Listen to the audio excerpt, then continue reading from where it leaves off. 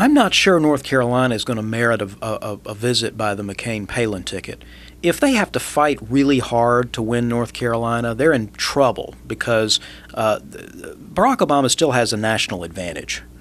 He simply does. If you look at the numbers, the state polls, John McCain has to either keep Colorado and Iowa and New Mexico in the Republican fold. Those were Bush states in 2004 that, at least in some polls, seem to be heading towards Obama. He has to either do that, or he has to snatch a carry state, say Michigan or Pennsylvania, from Obama in order to win the race.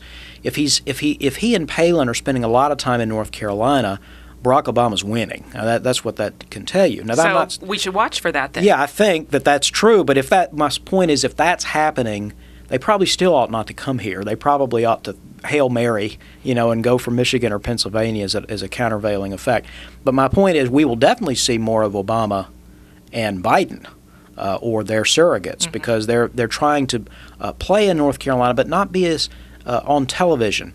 North Carolina may end up being like Georgia was in September, North Carolina in October. That is a state where Biden put money in, put people in, spent a lot of money on the air. Ultimately, they pulled out of Georgia, realizing it was just too much of a long shot. If we get down into mid-October and McCain is still polling ahead of Obama in North Carolina, even by a small margin, my guess is some of the people, some of the money will then switch to Virginia or other lower-hanging fruit.